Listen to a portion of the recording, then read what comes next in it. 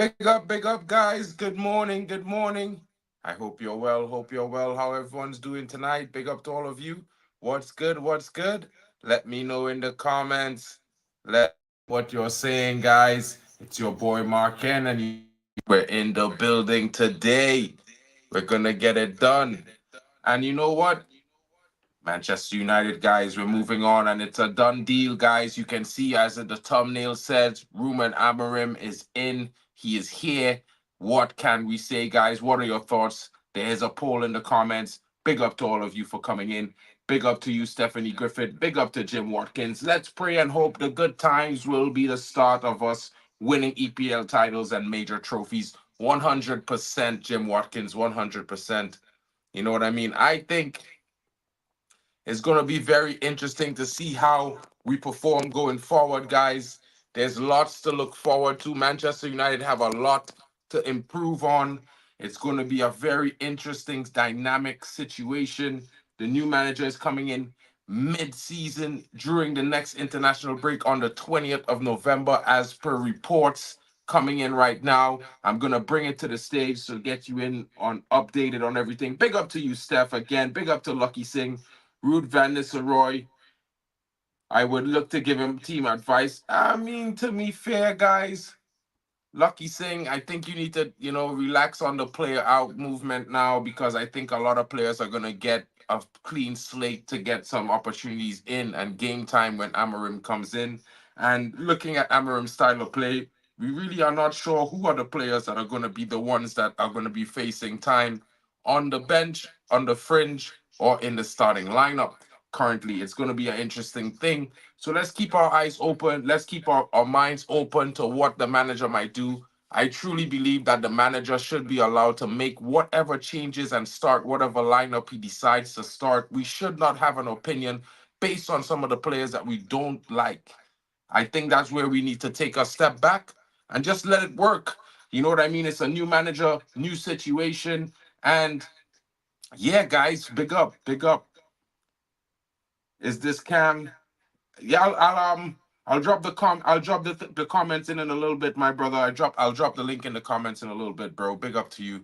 My mic is giving some issues. It's not connecting to my phone. I think I have to restart my phone. So what I'll do is I'll drop the comments in it, and I will, let you guys run while I restart my phone really quickly and jump back in. But guys, let's keep it optimistic. Let's check out the news and reports. I'm going to present you the information, and I'll drop the link in the comments for some of you guys to come in and have your say. You know what I mean? Let's get in and see what's happening. So let's talk about Ruben Amorim coming in first, as United agree deal for Ruben Amorim currently, as per seen and news reports going on. And guys, I haven't been able to make the morning stream every day this week because of work requirements. So I apologize for that. But United agreed to deal with Ruben Amorim, guys. Let's get into this report really quickly.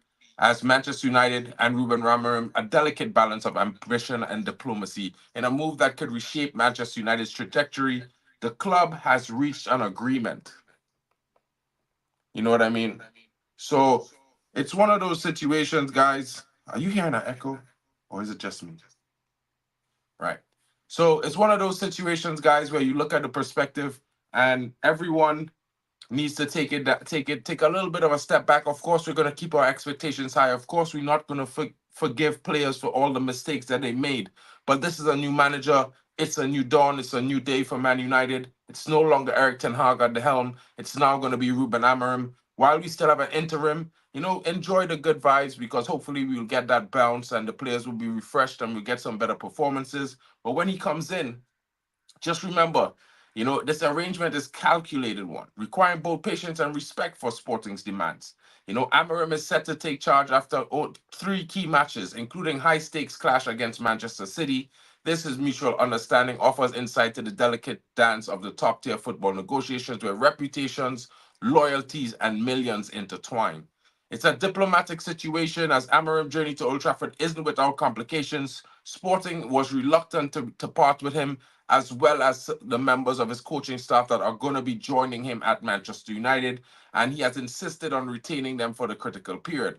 United response has been to meet Sporting halfway, agreeing to terms to highlight both the respect of Amorim's legacy and a willingness to wait for the right moment by allowing him to oversee Sporting's pivotal matches.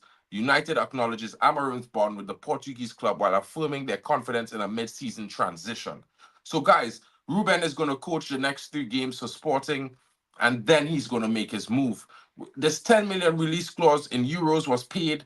Amarim's release was never going to be simple, but there's a sense of diplomacy at play here. You know, it's one of those situations where you have to look at it from the perspective that we had to negotiate a little bit extra to get the medical science department chief of staff who comes with Amarim, one of his specialist trainers, as well as his 3 main coaches. So it's going to be a staff of 5 guys coming with Ruben, and we had to make negotiations favorable to Sporting because at the end of the day, it's a mid-season situation. And of course, it bodes well for United and shows the strength and the decision making of the structure. But at the same time, it shows that they are, trying to make the transition as seamless as possible. Now, reports are that Ruud van Nistelrooy might be retained or may not be retained. It's left to be seen on what is decided when Ruben Amorim actually takes charge of United. I know some fans are excited and hoping that Ruud will remain in the coaching staff. Yes, I think that's a hope, but from what I've been hearing, there is not going to be much room because one of the coaches he's bringing is his main attacking coach, as well as his main defensive and midfield and goalkeeping coach. So it's going to be a straight situation where it's going to be, are we going to replace some of the coaches that just came in? Well, we do know that this coaching staff was put together for Ten Hag this summer, and maybe some of them might depart depending on the situation. Let's see how it goes. I won't assume anything, and I won't say that this is concrete. But what I would say to you guys is keep your minds open because there's lots to talk about. Now, another look at the Ruben Amorim situation sees Manchester United already scurried to make plans. They have already done some research. They probably was making this deal. A lot of people think it was just a rational situation that just irrationally made this. Let's just get this done. Even I thought maybe they just jumped the gun. But it looks like they already have a plan in place and what they are going to do in January as per reports, for some of the signings that will help boost the transition of Ruben Amorim as new boss of Manchester United. And some look at it as Team Talk has been sharing that there's intention to reshape United's squad by cutting ties with certain high-profile players. Now, it left to be seen which high-profile departures are going to be on the horizon, but there are some news that Christian Eriksen, Victor Lindelof, Casemiro, Bruno, Anthony, Marcus Rashford are also named on this list that are possible could be departures under the guise of this new transition. Now, it may not be based on player performances alone, but it also might be based on the fact that there's want for change. And Ruben might be expecting some different things. And we all know that he's also a manager that is fond of promoting young players. He has done a very amazing job of doing this in Sporting. Now, I'm not going to expect him to make that transition just as seamless in the Premier League because it's a different pace league. There's different stakes at hand. It's a little bit more high pressure. And I'm going to expect him to make a transition a little bit meeting in the middle. Some experience, some youth, bring in some players and blend everything together until he finds his feet in the league and gets it going, and then he can take over and just do the youth way if everyone would prefer that, in my opinion. But what are your thoughts, guys? Because there's replacements on the horizon for the familiar territory, and I say I'm going to be excited because there's another, you know, Trini link coming to United and possibility. Marcus Edwards, there's links of Goncalo Ignacio, Pedro Gonçalves are prospective additions to Old Trafford. Notably, these choices reflect Amarim's appreciation for the talent he's worked with and determination to infuse youthful energy and proven skill into the squad. Now, these young players, Gonzalo Ignacio, a 23-year-old centre back, we spoke at length about him, even through many transfer windows last summer as well as the previous winter. And guys, he might be on the region of somewhere about 50 million euros, somewhere around 41 million pounds. Let's see how it goes because, I think Ruben might be wanting to bring him in. There's also some reports about Marcus Edwards, guys, and Marcus Edwards is an attacking midfielder. he will be competing with Bruno for that attacking role, or he might be playing the 10, the attacking role, where Bruno will be playing the other 8 role. It's going to be very interesting to see how it goes. There's also some information coming in that Amorim may want to see the likes of a few players because he thinks they fit his mold. Now, Victor Gyökeres, I know everyone is talking about Victor Gyökeres, but I would like to remind everyone, even if we were to sell a few players, Victor Gyökeres is £100 million release clause. That's just his release clause, guys. So it's going to be a big situation to get Victor Gyökeres in. We're going to have to sell some big players for some big money, because if we was to move Anthony on, it's going to be a very huge loss, guys. If we get Anthony sold somewhere in the region of 35 to 45 million pounds, I don't think it would be higher. That's a loss of already 60 million pounds. Do you think we would lose 60 million pounds and then spend 100 million pounds on Victor Gyökeres? That would be 160 out of the door, guys. I'm not too sure. I don't think that drastic measure. I know drastic measures might be needed. I think this was a drastic measure, and I certainly don't see them doing 160 million in January for one player. Because remember, Anthony's going to leave, and we're going to get Victor Gyökeres all for 160 million. That's how it's going to boil down. So I'm not saying I won't be up for it, because at the end of the day, if it makes us better, I'm down with that, and I'm going to back that. But at the end of the day, I'm thinking about it more of a realistic sense. Maybe there might be some other sales that could happen. We all know the likes. There's a few players that might be very much more worth 60 to 70 million in the market. The players I'm speaking of, the likes of Rashford and Bruno. We might be able to get those and maybe tie that into Victor Gyökeres. Promote some youth. Maybe Marcus Edwards won't be that expensive, guys, because the reports are that Marcus Edwards is rated somewhere in the region of 30 to 45 million euros. So it's going to be interesting, guys. It's going to be very interesting. And all I'm asking you guys is to keep your minds open as we look to move forward. Now, guys, the 5 sporting players that I have mentioned will be very interesting. Of course, Victor Gyökeres will be at the top of the list of many, but for me, it's going to be Gonzalo Inacio, guys. I have to say it. His ball playing ability is unmatched, and he's very, very calm in the defensive role. And I think the way he plays the game reminds me of defenders of old, and I would like to have him in our team. Now, everyone talked about Pedro Gonzalez.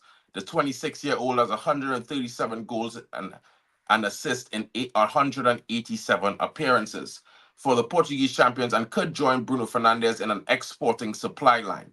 He has a release clause of 80 million euros, possibly 68 million pounds. Guys, there's a lot of expensive players at this club. Morten Hulman, another one that we spoke about, that came in a few windows ago, and we already know that he's already has a release clause as well for 80 million euros. So let's see how it goes, guys. There's a lot of things that's going to be talked about, a lot of things to be done, a lot of interesting situation, because yeah, guys, we would love to see it. And I would love to hear your opinions about it, guys. You know what I mean? I am excited to see Lenny Yoro coming back. And I think it's going to be very interesting to see what impact Lenny Yoro has with the coming of Amorim, knowing that he plays a back 3. I think Lenny Yoro will be pivotal to that as a young player. Big up to Origami in the building. I don't think that we have the money. I still think we have to comply with PSR issues. The winter window will be silent and will be co-current with player sales in the summer.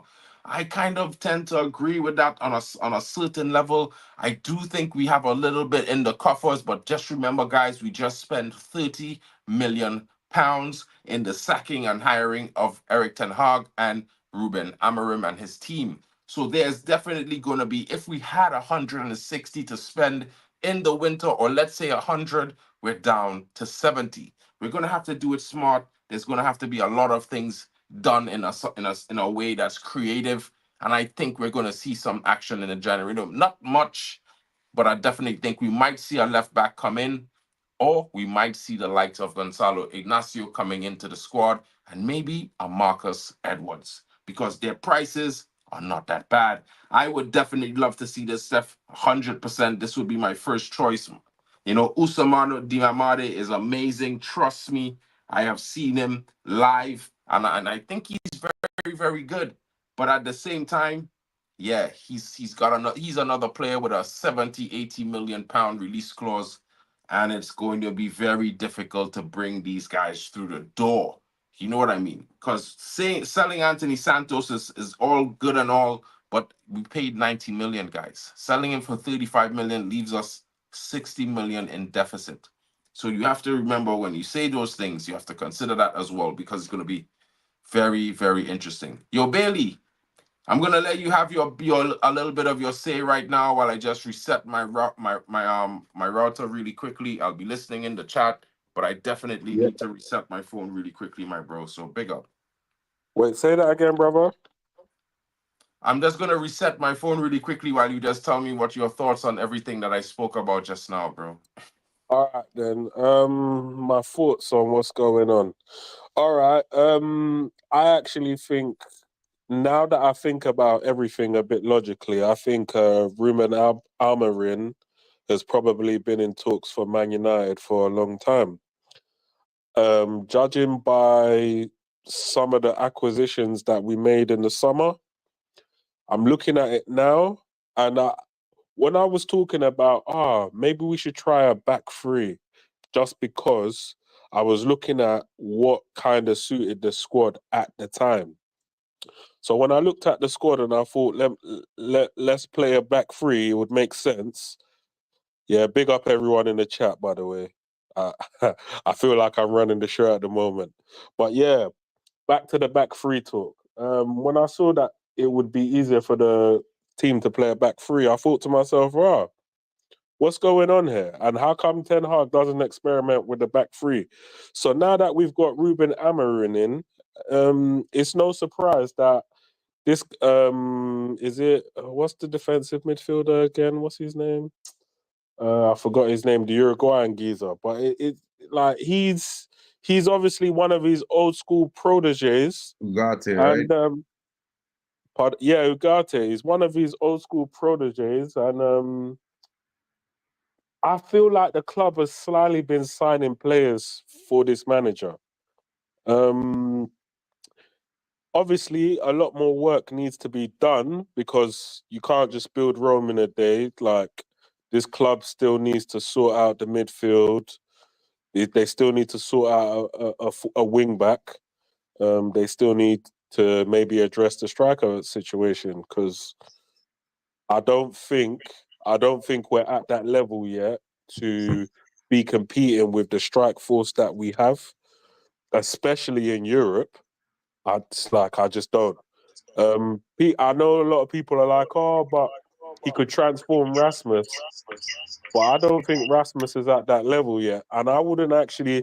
And also, Rasmus's injuries is a concern to me because I just don't think he can stay fit the whole season. Um, Obviously, another thing a lot of us said before that we don't know how Mason Mount fits into the team. But now that I'm looking at this guy's actual structure, I can see how Mason Mount will fit into this team. Because Ruben Amorim is a manager who relies on his possession and the pressing as well. So if, as an example, if Mason Mount and Bruno played as 2 10s or 2 8s, I believe it would be easier for us to hold on to the ball and to maintain attacks. And then you've got the extra cover at the back with the three defenders who turn in the two wide defenders. They cover the channels and they kind of turn into fullbacks. And then you've got the centre back, the middle centre back. That guy normally goes into the midfield. And then you've got the wing backs that tend to push up.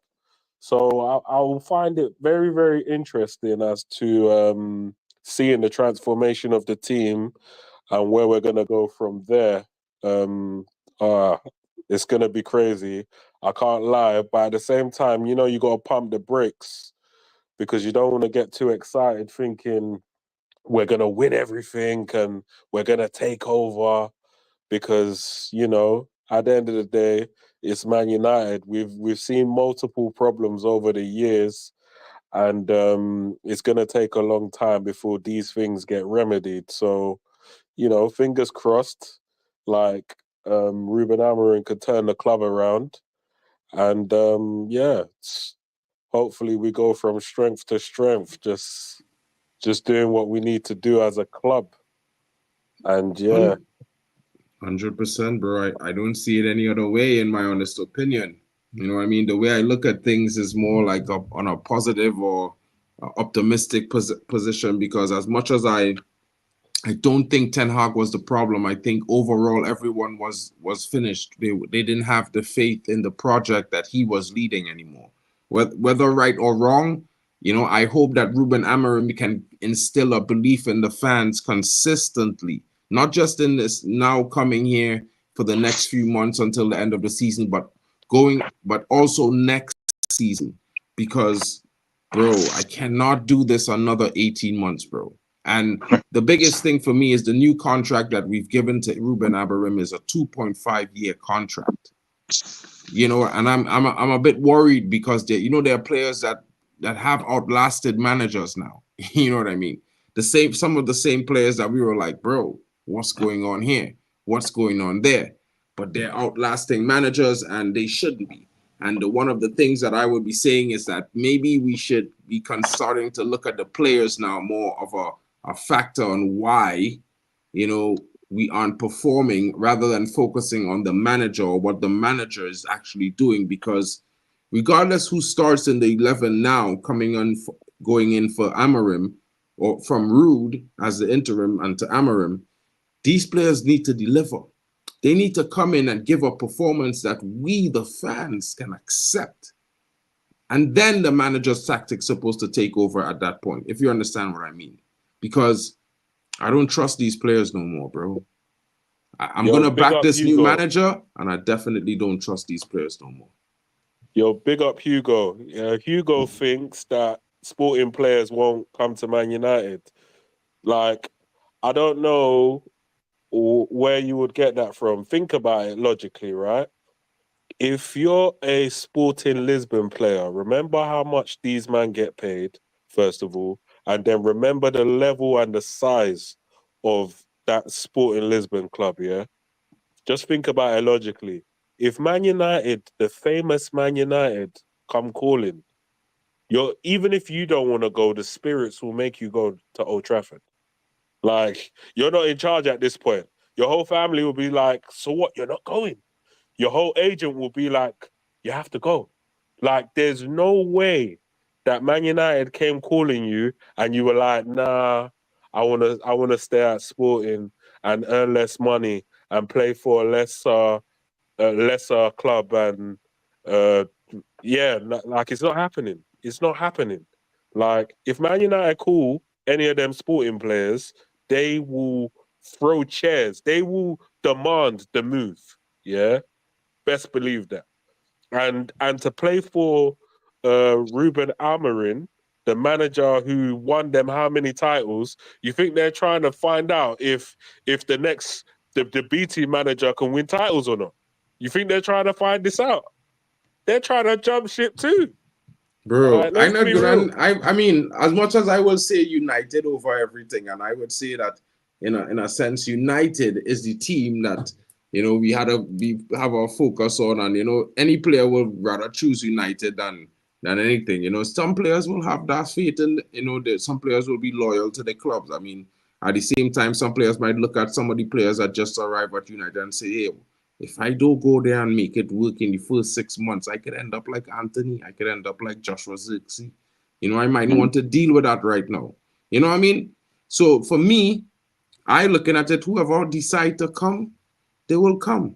You know what I mean? I respect Hugo, 100%, bro. I know he's a Portuguese fan and a Sporting fan. It's the same reason why I told man them Nagelsmann was unrealistic. I live in Germany, King. And to be honest, I know Nagelsmann's dream was to coach Germany. And the deal that the Germans just updated his contract to is a sweet deal. He's probably not going to leave unless he feel that this World Cup coming up. You know what I mean? So it's interesting. Amorim coming in, Players, they Yes, may or boys. may not following him, but for me, I think deals are there to be done. We know it are one or two players. I know it are one or two players in that sporting team that would definitely like to come to United. They've been wanting to come to United since before AMORIM left. And now AMORIM here, they will have more confidence because we all know that Gonzalo Ignacio is a Manchester United fan. Let's not argue that, bro. It's You know what not I'm just saying? sporting, Mm. Benfica too. Because remember, in the summer we was linked with Antonio Silva. Remember that link? You understand? So for me, I look at it prospectively like, listen, we're making a change, cool. I for it. Because if it makes United better, let's go. Right? But let's, Yeah. as fans, I just asking everybody in the fans and must play say the best. Must play say it earlier. People are too eager to blame everything on managers, but overlook the players who didn't show up. Not even he's not even a Eric Ten Hag fan. Trust, he's be chatting on Flying Pig channel right through, bro, and all the time. And I know, I mean, but we need to show our manager support and hopefully he sorts it out because sometimes it's not going to be going good. I mean, look at it like this: we're 14th in the league now. We have 29 games left. 29. We win this game on this weekend. We win the following game, or we draw. Let me just say we in the top 8. It could there's no for me when Amarim walks in, until he walks in, it come like we still under Eric Ten Hag settings, bro. And I'm not saying this because I wish Eric Ten Hag was still here. I'm just saying this because in reality, there would be no difference if we would run from him from then now till we bring in Amarim on November 20th. We might as well sack him on the 19th, if you understand what I mean. Because Well, realistically, we're going to see these players perform. And yeah, true, some of them might be looking happier. Some of them might be playing more freely, it seems. But bro, let's not act like this manager didn't back all these players when they perform shit and the fans and the media was on their case. yeah, man. I think he, in the end with Eric, I think he got stabbed in the back by the players. But I just want to speak about Amrin now because. But as I said, you know when Amrin's coming in, right? Oh, by the way, which game are you going to, Mark? Glint. I'm going to the park next week. I'm coming in on Thursday morning. Oh, would you be at Glint? Yeah. I'll Yeah, be at I'll both be of there them. as well. I'll be there as well. But I'm trying to see if I could stay for the Leicester game on Sunday, but I'll figure that out. nah. Anyway, as I was saying, yeah. Well, when we with Amron coming in, we'll get to see what the players are made of because there ain't going to be no drama in the back room. You know, there ain't going to be like what Ten Hag came in and had to do all sorts of things and new ownerships and get rid of um Ronnie, get rid of this. So you know his job is not going to be easy, but it's not going to be as hard as Ten Hag, and this will actually show you if the players are true or not because it will be solely on them because Amron is not coming into any kind of preset thing going on. You know what I mean? If he comes in and has a look at what's going on, you know, he could say, "Oh well, I want to play this young youth. I want to play that young youth," and you know, it will be left on the players, on the seniors. If the seniors want to start some sort of problems with him, I think that I've heard that Barada's like, well, you know, you can moved on. So I think, yeah, they got rid of Ten Hag, but I also think they're actually looking at some of the seniors as well. Because when I joined you know, your stream, you were talking about guys like Rashford, maybe on the chopping block. And you know, if they don't show up on the Amrun, I think they're going. You know what I mean? I mean, for me, it's not even about showing up on honor. I feel like they should be on the chopping block regardless. I think that they should be gone Mm. already. Some of those players, like in my honest opinion, I wished Rashford was sold the moment and I came. Swear to you as a God above, bro. Because for me, I just wanted to get rid of all the players that was in that squad from 21-22 season, bro. I wanted to get rid of every single body except the youth men. Anybody Mm. under 20, under 21, under 22, you could stay. Everybody else, goodbye. Good riddance. Because you know what, bro? I feel like regardless of what, I don't believe in this mentality that players had to like our manager, bro. Players had to love the club, love the fans. These are the things where they had to like. The manager just had to they just had to do his tactics. They're getting paid to do a job. If you're not going to perform week in, week out, don't tell me you're gonna do it when you feel like, bro. Yes, and that's why I was a bit annoyed with yesterday's results, and because yesterday's result just confirmed to me what I knew what they were going to do. They were going to come out and suddenly show up, and then you hear everybody, well, not everybody, but you hear some fans online this morning saying, "No, Casemiro is a new man," and I'm like, "Hey, this guy didn't show up for about 8 months, and yesterday he turned it on," and these are the kind of things that worried me a little bit with the 2-year contract I'm hearing that they're going to give AMORIM. I mean, you've got to have guys ready to go at day one, man. You can't have these man in there saying, "Oh well, I'm not going to do this and that," and then as soon as you go, suddenly you could score loads of goals because what was yesterday about? You missed the same chances on Sunday, then yesterday you come out in a huddle and you fall one down. I mean, you fall one up before halftime, and you could have done that. You could have done that on Sunday. So this is what have we got rid of that kind of mentality in the squad? And that's what's a little. I'm not worried about Amin himself because I think he's got the style and the confidence to take a United and the personality.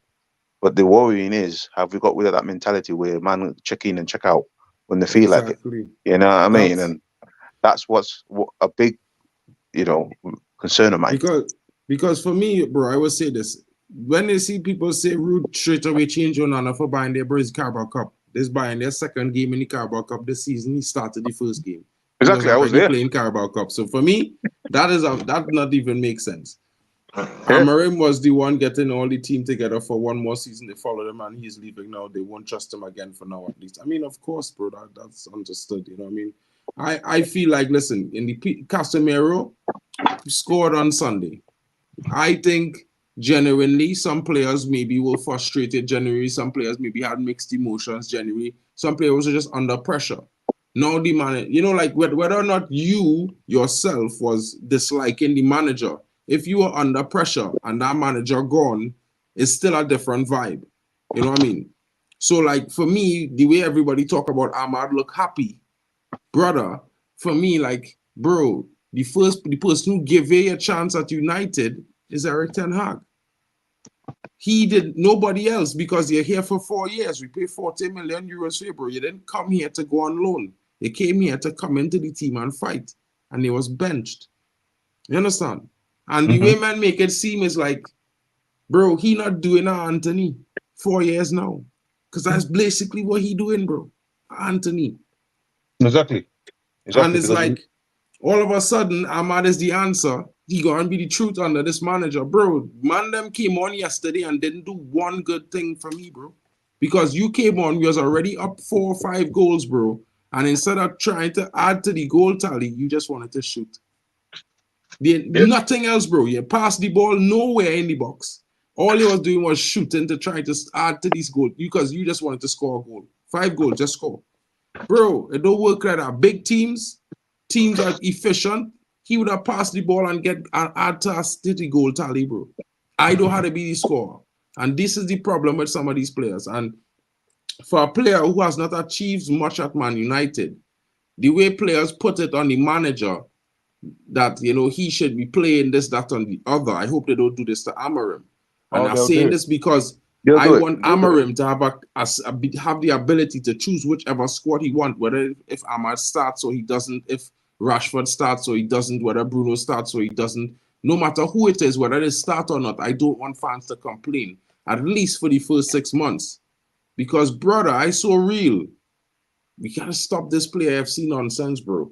And it's not like if Ahmad is 19 years old and a prodigy, bro. He's 22 years old and still developing. That is, bro, my little brother is 21 and he was not United at 19 or 18 or 6 or 17. United didn't pay 40 million for his dude. And then he training for 4 years on loan, trying to make it up there. If you understand what I'm saying, the comparison I'm making. You have the best, you had one of the biggest clubs in the world, and you're not there yet, bro. You know what I mean? So like You I know, just Mark, being critical of players across the board. Fellas need to step up. Everybody on that squad. you know No matter. exactly, Marcus. To be totally honest with you, I don't have player FC in me. I'm not one of these men fans. I don't know if you guys in here or the fans in here. I'm not these guys look at the lineup and go, oh, why this guy is playing and why that guy's playing. I look at the lineup and goes, oh, he's playing. Okay, get on with it. And I'll make my judgment assessment when the match is over, how he performed, and that's it really. You know what I mean?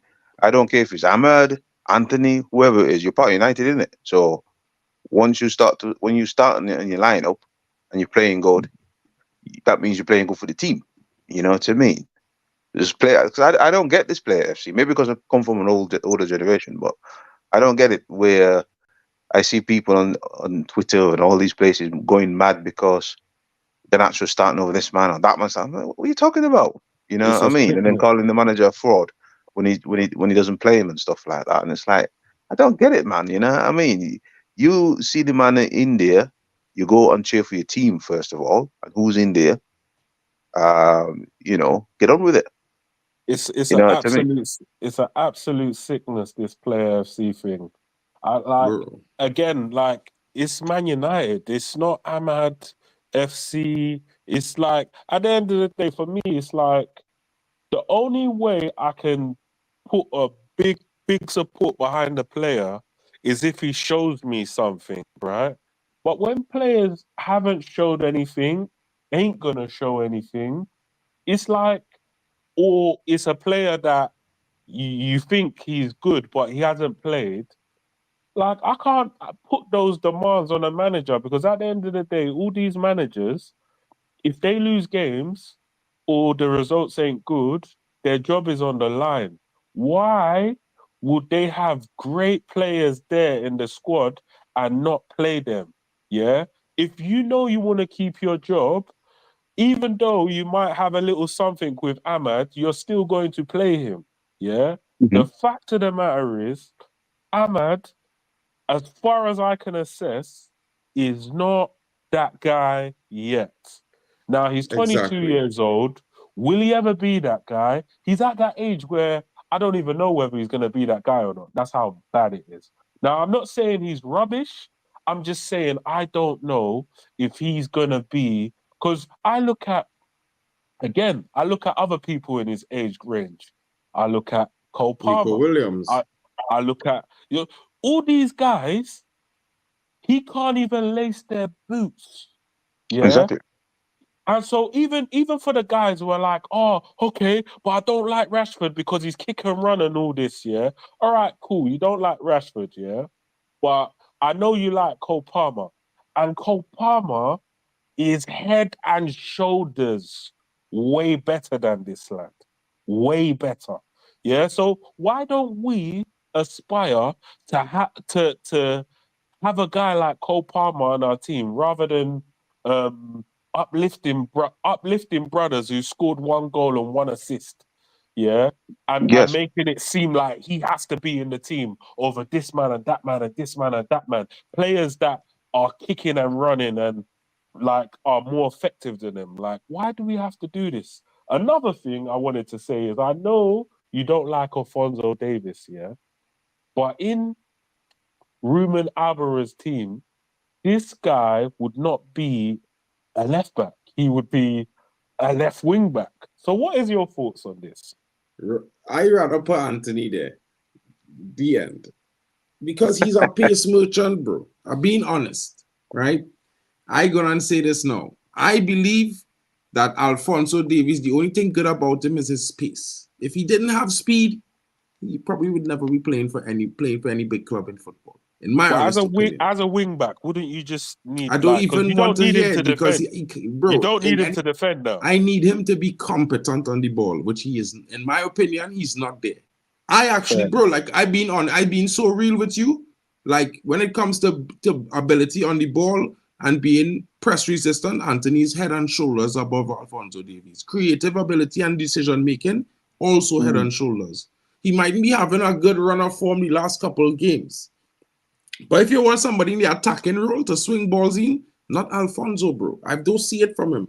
Bro, I've watched him live play against Trinidad many times for Canada. He plays in the cam, or he plays on the attacking left wing role for Canada, right? He doesn't play in defense. My brother can't even dribble one person, bro. Far less get a shot off, right? And I'm talking about Trinidad, bro. I'm not saying Trinidad is crap, but, bro, if you cannot dribble some of them brothers in Trinidad, bro, something wrong with you, bro. I think a lot of them are pretty good. It have some very talented ones, but even in a bad team, I've seen them play. The worst team I saw them play was when they played recently. And trust me, in all honest opinion, two things. The referee give Trinidad a red card for no reason, and they give them a penalty for no reason. Deny Trinidad a penalty. So I still not going to say that Canada win that game fairly. I will never say that, bro. So far less. I don't rate Jonathan David. I don't rate this brother neither. No, I don't rate Jonathan David now. If it was up to me, I'll go get the left back from AC Milan. What's his name? The French guy. Estaquiao? AC Milan. Oh, I know you're talking about this. One of the twins. What's his name, bro? So I was forgetting. AC left back, skillful. Yeah. He's played for France. He have a twin. I forget his name, bro. He real bad. But you see, the thing is, for me, if I have a player who playing for Canada, I wouldn't mind getting him. He's player of the left wing. Theo Hernandez is the guy you're talking about. Theo Hernandez is who you're talking about. But I have a guy who came on in the Canada game. I saw him in the Copa. I forget his name, bro. A blonde guy. A young fella. He come on. He playing left wing. See that, brother? Forget Alfonso Davies and Jonathan David. You see that, brother? Get he. He is better than the two of them put together. Trust what I'm telling all you. I don't see it with them brothers. I mean, bro, like for me, I would go and get Baldi from Barcelona at the end. Baldi is everything that Jonathan David want to be and probably will never be. He could defend, he had pace, he could dribble, he could cross, he could shoot, he could score. So someone said about getting Angel Gomez in January. You see, the thing is, I don't know whether we would go back in for him just because we've changed manager now. So it depends on what this manager wants. Yeah, but for what? I don't know if he would want him or not. Like, he's a good player, but I'm hearing that the manager wants physical players in the midfield. So, I mean, I don't know. Maybe that ship sailed. Maybe we might still go in for him. Who knows? I think we need physical players in the midfield, to be honest. And that's a good thing that Amran wants that, because he's probably looked at it and thinking, because the Premier League is physical. And if he wants physical midfielders to run his system, that's a plus for us. You know what I mean? Because nobody's going to be bullying us off the ball or outrunning us. And that's probably what's been happening most of the time. So if he wants physical, I would skip past Angel, because he's a small guy. He's technical. He's not that physical. I would skip past him. I don't mind Angel Gomez, but if we go in and get Marcus, and what I'm hearing is that we might be getting Marcus Edwards, right? Okay. If we go in and get Marcus Edwards, bro, we will never get Angel Gomez, because it's like the same player, bro. Because Marcus Edwards literally is what Angel Gomez is, but I think he's a little bit better. Not just because he could play for Trinidad, possibly, but because he actually he have that grit, that fight, that fire in a player that will grasp for every chance he could get. He will fight for every ball. I think that's the difference with those two players. They're both equally talented, but one have a hunger, and the other one not so much, in my opinion. Do you know why I will tell you don't rule out the Gyökeres signing, right? It's just because it's like we don't know. I think Ineos spent like 200 mil this summer, right? We're going to lose 117 mil net, because we sell 87 million in players. Okay, fair enough. But we're still we most probably will sell a few, and we're going to lose a few on a free and whatnot. So they most probably will. In summer or in January? In summer.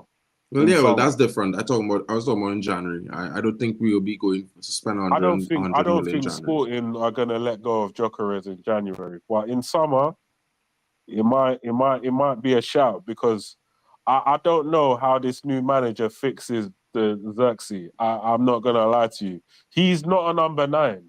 So Mm-mm. to me, it's like fitting a square peg in a round hole.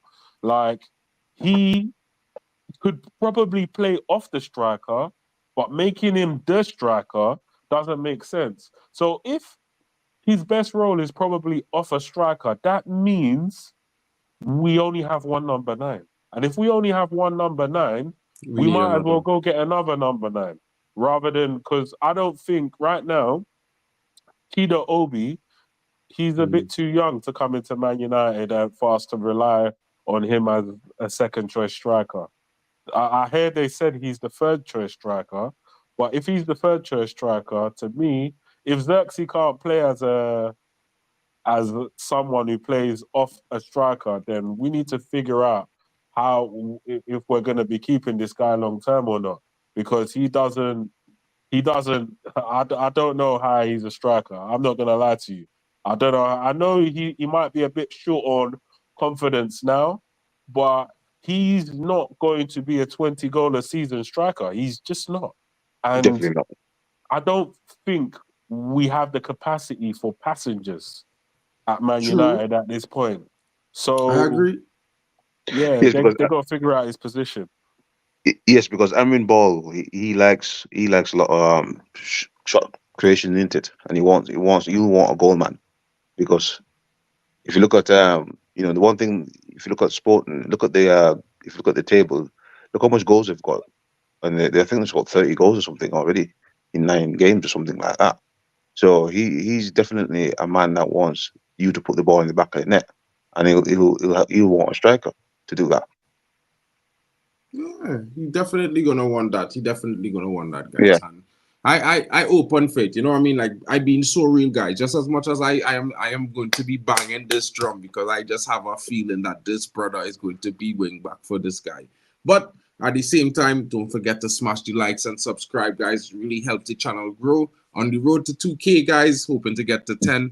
Maybe by my birthday, December 1st, but who knows? That's just like not too far. December 1st, yeah? Yeah, bro. That's crazy. So what are you doing for your birthday? Well, I wanted to go to a game. I was supposed to be in London the week, actually is that 2 days Everton? before for the game now, because I think Bodo Glimt is the 29th. So Yeah, I was going to try to stay in London to see if I could watch the game on Sunday, the Everton game. So you know, I'll probably do a stream as well, guys. You know what I mean? Have to do a birthday stream and hang out with everybody. It will be the second time I do a birthday stream because I did one last year. So yeah, let's get in. If you have any plans, bro, let me know because I'll be in London next week. I'll be in Manchester next week, Wednesday until Saturday. Hope I'm trying to change my flight till Sunday so I could do KG party and as well as go to the game on Sunday. But let me know what you guys doing. I will be at the Bishop's Place. You know what I'm saying? So, guys, big up to all of you. Thank you for coming in. We'll be back later on tonight. I wanted to talk a little bit more about AMORIM. Also, we have to do a match preview tomorrow because the game is this weekend. So we do our match preview tomorrow evening, guys. But tonight, we're going to talk about AMORIM's message to Manchester United and what to expect, guys. How you guys going to feel about it? We'll actually talk about all the players as well. You know what I mean? So I'm going to pull up some more information that I got through. Yeah, big up to Steph. Big up to Steph. You know what I'm saying? So, guys, thank you, Bailey Tech, for coming in. Big up to you, Ray Carl Brown. Big up big to up, man. Stephanie Griffith, Lucky Singh, Jack Reacher, Courtney French. Big up to you guys, Danny B. Big up to Hugo for coming in, bro. Smash a like and subscribe. Come hang out, bro. Maybe we can do some sporting watch-alongs. I wouldn't mind it, bro. You know what I mean?